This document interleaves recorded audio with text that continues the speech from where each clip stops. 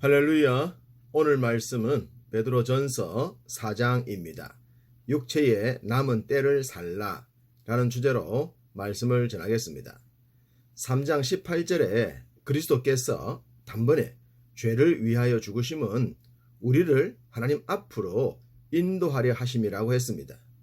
우리를 위해 창조주 되신 주님께서 죽어주셨으니 그 은혜를 어떻게 표현할 수 있겠습니까? 이러한 은혜를 몰랐다면 모를까, 알고 있는 이상 그 은혜에 보답하는 삶을 사는 것이 정상적인 믿음이겠죠. 바로 그런 보답에 어울리는 말씀입니다. 1절, 그리스도께서 이미 육체의 고난을 받으셨으니 너희도 같은 마음으로 갑옷을 삼으라. 주님의 마음으로 갑옷을 입는 삶을 살아야 합니다. 이 말씀은 주님처럼 주님을 닮아가는 삶을 살라는 의미이겠죠. 초대교회 성도들은 로마로부터 살벌한 생명의 위협을 받았기에 하루하루가 생존을 위한 투쟁이었을 것입니다. 하나님은 때로 어떤 성도들에게는 이런 환경을 살게 하십니다. 물론 모두가 좋은 환경에 사는 것도 아니지만 모두가 이런 환경에 사는 것은 아니겠죠. 다만 어떤 환경에 처했든지 간에 거기서 성도로서 충실하게 살아야 하는 것입니다. 2절 중반절, 하나님의 뜻을 따라 육체의 남은 때를 살게 하려 함이라고 했습니다. 육신의 남은 때를 산다는 것은 육신을 가진 성도들의 생활을 의미합니다. 말씀드렸듯이 생명의 위협을 받는 로마 시대라도 육체의 남은 때를 성실하게 살아야 하는 것이죠. 힘들다고 포기하거나 막 살아서는 안 된다는 것입니다. 그래서 사람의 정욕을 따르지 않는 삶을 살라고 하신 것입니다. 여기서 사람의 정욕이란 믿음 없는 자들이 살아가는 삶의 모습이지 않겠습니까? 그럼 믿음 없는 자들은 어떤 모습으로 살아갈까요? 음란, 정욕, 술 취함, 방탕, 향락, 무법한 우상 숭배라고 했습니다. 한마디로 이런 삶엔 절대 기준이 없습니다. 그냥 자기 소견에 옳은 대로 행동할 뿐입니다. 그리고 그 행위에 정당성을 부여합니다.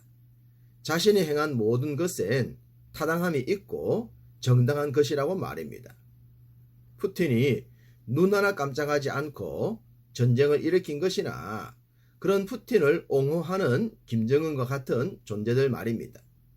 물론 이렇게 큰 악행뿐만 아니라 사람과의 관계에서 일으키는 작은 죄악들도 다를 바가 없습니다.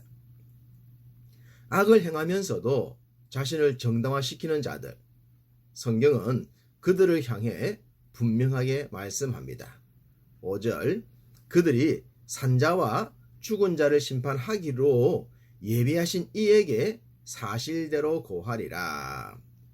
고난받는 자들도 자신의 억울함을 심판주께 고할 것이고 의로운 자들도 고할 것입니다. 육신을 갖고 이 땅에 태어난 모든 인생은 심판주 앞에 서게 됩니다.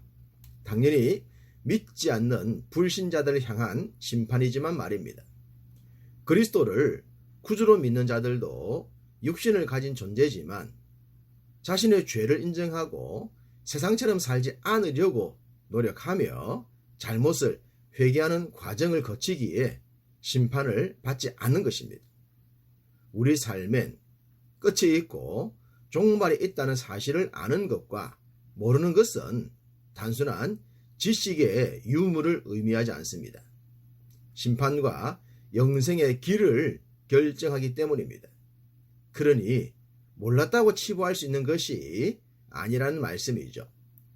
성경은 많은 곳에서 만물의 마지막 곧 끝과 종말에 대해 말씀하고 있습니다. 그리고 어떻게 살아야 할 것인지에 대해서도 상세하게 기록하셨습니다. 8절과 9절은 뜨겁게 서로 사랑하고 대접하기를 원망 없이 하라고 했습니다. 뜨겁게 사랑하는 것은 관계성의 깊이에 따라 결정됩니다. 대접은 평화로운 시대나 가능하지 환란의 시대엔 쉽지 않을 겁니다. 그렇지만 이와 같은 말씀에 순종해야 하는 것은 성도들의 삶이 다 동일하기 때문입니다. 어느 시대를 살더라도 어려움과 문제는 있으니 시대나 환경을 탓하지 말고 성실하게 말씀 준행자가 되라는 것입니다. 이 땅의 삶을 살아가려면 훈련하고 반복하고 학습해야 하는 것들이 많습니다. 음식을 만들더라도 그렇고 공부를 하더라도 그렇습니다. 당연히 믿음 생활도 예외가 될 수 없습니다. 그렇기 때문에 성경은 본에 대한 말씀을 하셨고 따라 하라고도 하셨습니다. 그것이 그리스도를 닮아가는 삶이며 성숙과 장성함을 향해 전진하는 신앙입니다. 11절에 하나님의 말씀을 하는 것 같이 하나님의 공급하시는 힘으로 하는 것 같이 하라고 하셨습니다. 믿는 자들의 생활은 주를 닮아가는 것이며 그것을 지속적으로 반복하는 것입니다.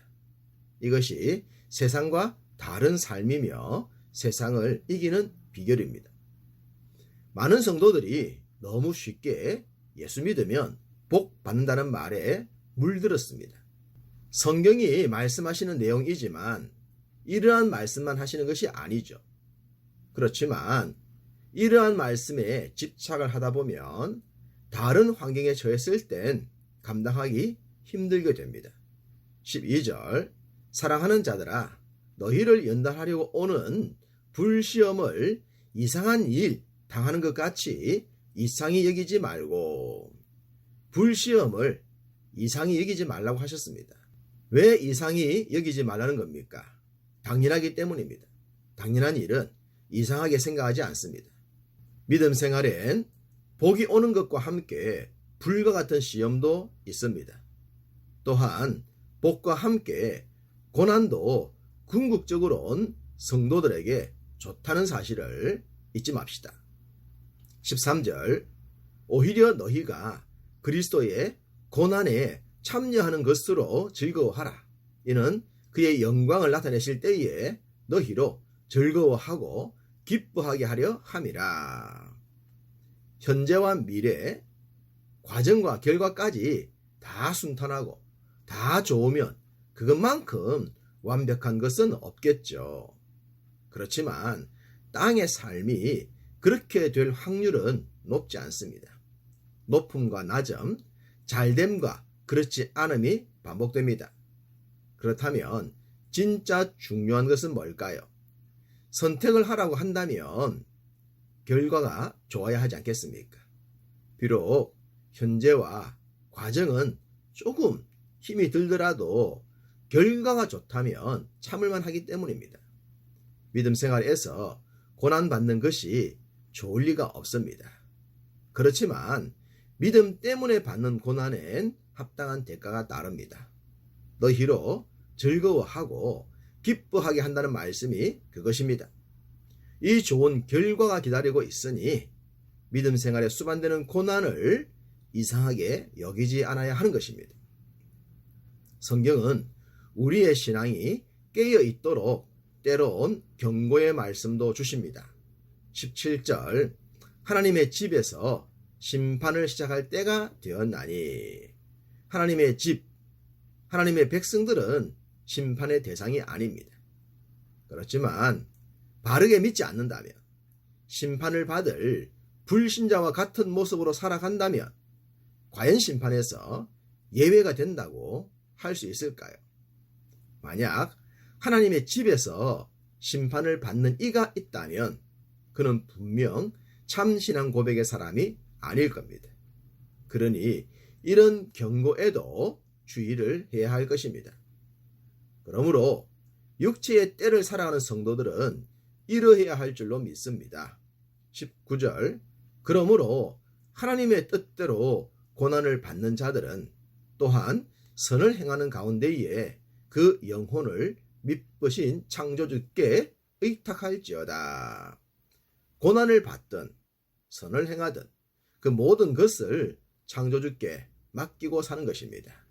그럴 때에 어떤 환경, 어떤 결과 앞에서도 주님 앞에 세워질 줄로 믿습니다. 어려움 중에 있거나 많은 감사를 가진 성도라도 전적으로 창조주 하나님을 의탁합시다.